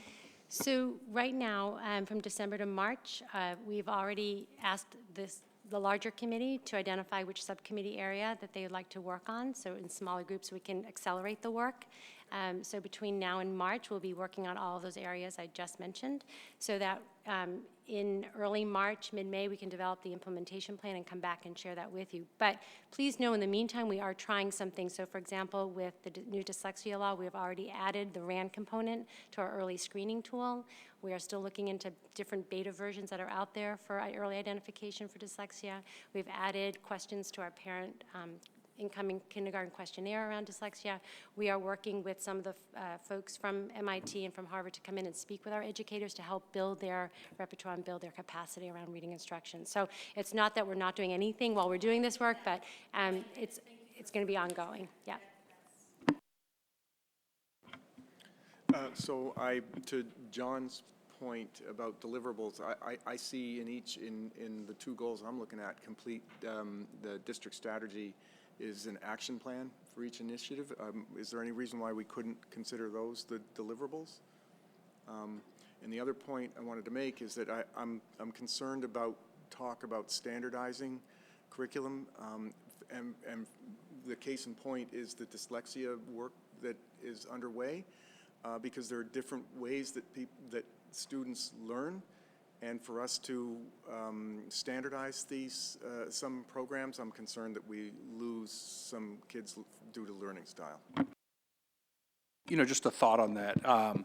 So what's interesting is each of our schools already have a reading program that the school has adopted. And no students magically learn differently because they chose one school over another. Even within each school, there's a wide diversity of that. There's, I think, a difference between, I'm always hesitant to think of anything programmatically based. It's always about providing teachers with the tools and instructional strategies that are going to work with kids. There's times when we know there are evidence-based strategies that definitely work with kids, that kids need. And then there's times that you need to have kind of different tools within a bag that can work for different students. But if you don't provide the ones that consistently work across the board for students, then you're not providing that really solid Tier 1 foundation of instruction. So that's, it's not about going out and choosing a program, because there's no, and I've had discussions with committee members here, but I've had discussions externally and with other people. There's no one program out there that's going to solve reading instruction for us. It hasn't been implemented anywhere right now.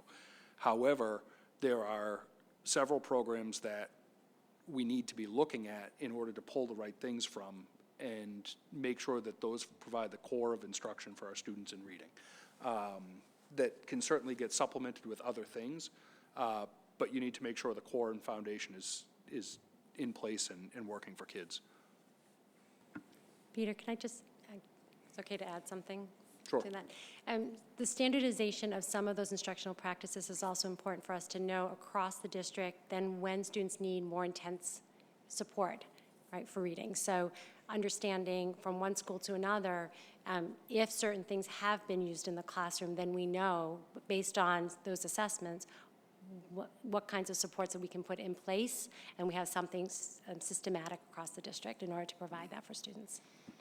Yeah, and I think, and Angie, this actually, I think, speaks to what you were talking about, that, ultimately, the goals of doing this work are to figure out where our gaps are with students and to figure out how we can close gaps for kids. That's the ultimate goal. I think one of the challenges we start with as a district, we have some incredible practices that happen in our district every day, but they're very widely varied, and so our data systems aren't as robust at the district level as many other places. And so we don't have the rich data sets across all of our grade levels that are consistent from school to school right now that we can necessarily pull from to say, here are our gaps. MCAS is nice data, but it's essentially a postmortem on everything, and you're not going back and fixing things with kids based on MCAS data. Instead, we need to really think about data systems that are responsive and happen multiple times throughout a year, so that if we see a gap, we're fixing it in real time by applying the appropriate level of support based on what a student needs. That's something that, it's really changing probably 30 years of practice, of kind of that individualism at the school level to be able to do so. It's not going to be quick and easy work. I see this as something that we're probably going to make some progress, take a step back in an area, make some more progress, take a step back, have to reevaluate some different strategies that we do along the way. I don't know as though I see this being a perfect linear path through anything that we do, because again, it's really thinking through, we're not trying to standardize everything everyone does. That's not the goal. But in some key areas, we need to make sure that we are providing every single one of our students consistent, effective instruction with some outcomes that we know kids can achieve. So I think that's going to be messy work for us as a district, because it is such a change in kind of our historic practices. And I don't know if that's a fair way of saying that or not, but there I am on TV saying it, so I guess I've said it. I've been thinking about this from sort of the bigger picture and trying to understand not necessarily where my confusion comes from, but what would help me sort of understand better how we got to these as being the goals. And I think from my perspective, what's missing is the preface to each of these goals, the sort of a little bit of the background that says, this is why this one is important above any of the others. And I guess my hope is that as you move forward on the professional practice goal around the district, completing the district strategy, understandably, this is year 2 for you, and so you don't necessarily have all that history either, but I think it's really helpful for us as a committee who are looking at these goals as the way that we want to evaluate you to understand why are these the ones that are important to you. So I guess my hope is that as you move through the action steps of the professional practice goal and you talk about defining and clarifying the overarching strategic objectives, that then lays sort of the historical groundwork. So there's some backwards looking that says, okay, these are important to us because this is what's gone on in the background, so that then as we move forward, achieving the next 5 years of that strategy, we then have that sort of history that we can look back and say, okay, I understand why this one makes sense, and I think that in turn will then say, okay, we evaluated, this is where we were coming from, now we know where we want to go, and then that's where the measurable item is on the output. And I think this year is probably an anomaly because, rightfully so, it's your first year sort of having that year under your belt and saying, okay, I want to create the strategy your vision for the district. But I just, my comment is that moving forward, particularly in years moving forward, to have the background and or the justification of why this one is important versus any of the other 15 million strategic objectives we could have, I think that would be really helpful.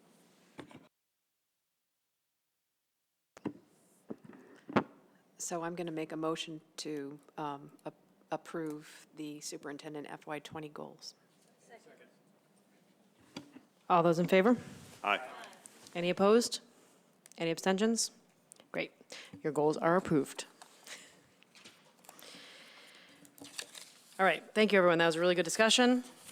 I hope that was helpful to you, Peter, and hearing and understanding some of the things. Now we move on to number 4, item 4, which is ongoing business. 4.1, actually, we don't have meeting minutes. The snow days have set us back a little bit in terms of what was prepared for this meeting. So those will be at our next meeting. Adam, do you want to give Peter a break and give us a school building committee update? I don't know of any updates other than the fact that we've been holding forums minus the last few, the last one this week because of the snow day. And just a reminder that the special town meetings are happening on December 10th concurrently in both towns. John and I had an opportunity also last night to go to the Acton pre-town meeting forum to just, share kind of an overview of the presentation with the other presenters and the town moderator.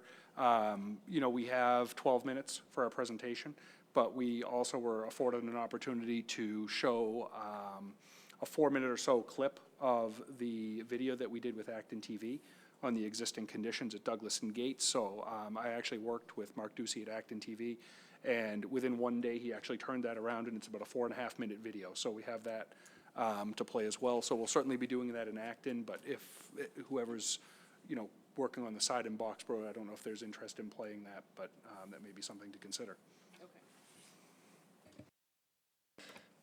All right. Amy, item 4.3 is policy. I know you don't have a lot to report. Yep, so we were not able to meet due to the snow day. We were supposed to meet on Monday, so I really don't have an update.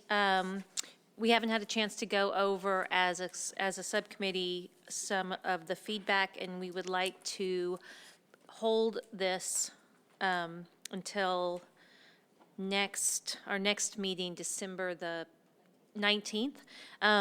Hopefully, we could take a vote on the 19th. We weren't going to vote tonight anyway. If we find that we can't, fine, but it would be. Oh, you have an update? Yeah. Do you mind if I? No, go ahead. So an updated version of the tutoring policy is in the packet. The last time we met, which was before the meeting that was supposed to be this week, we reviewed parent feedback, so it went out for parents. And the discussion in the subcommittee was a request to not put a tutoring list on the website. So that's the change that's made in the version in this packet. And the idea was if we do put a tutoring list on the website, we have to put a caveat that says we haven't vetted anybody, we can't recommend anybody, we can't query them. So it's just a general list of whomever sort of comes forward. So the subcommittee talked through it and decided they wanted to stay away from that. So the version in your packet shows that taken out. And we wanted to sort of put it in front of you one more time before we ask you to vote at the December 19th meeting. Sorry, is that okay? If you had been on my agenda, I would have recognized you, but you were not.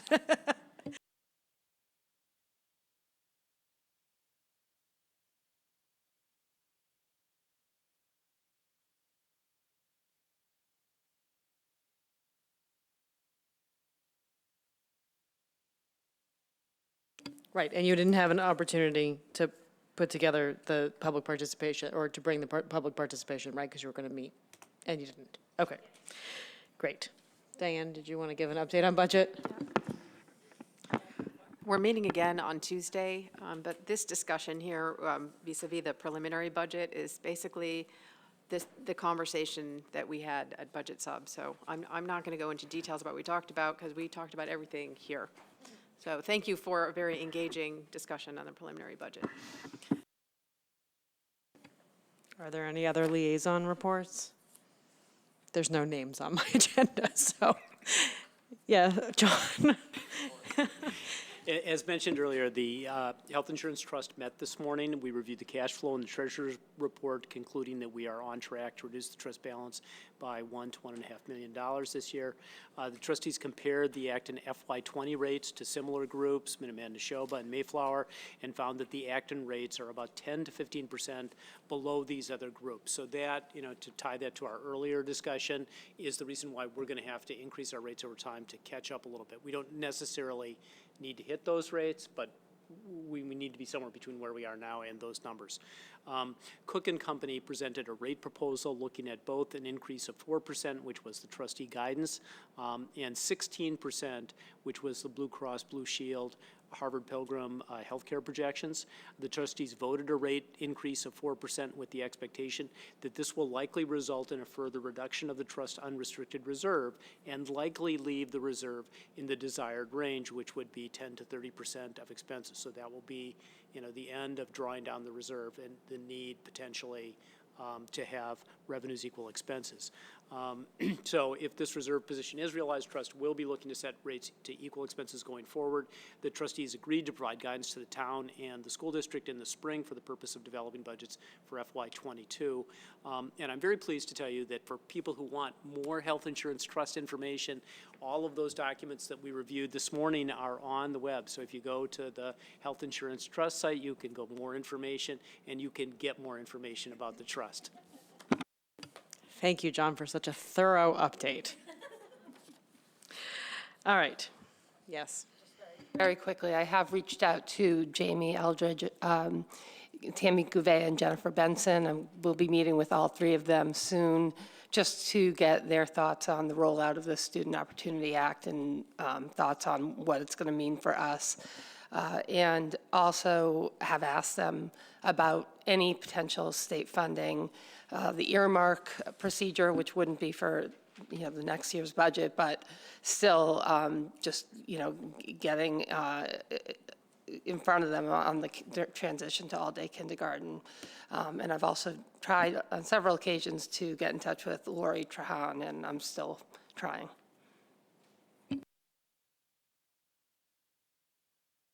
All right, there are 4 warrants on the agenda now being circulated. Vendor warrants 20-011 in the amount of $2,293,719.45. 20-012 PR in the amount of $528,790.84. Student Activity Fund warrant 20-011 BL in the amount of $1,069.20. And payroll warrant P2012 in the amount of $2,624,709.65. In the FYIs, the presentation slides that I imagine we're presenting at town meeting, right, are included, as well as the flyers for babysitting for that night. Please encourage people that I believe the deadlines are coming up this Friday that they have to reserve their space if they would like to partake in babysitting.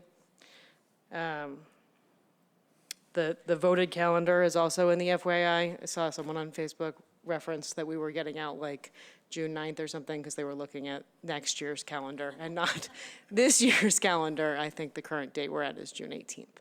So.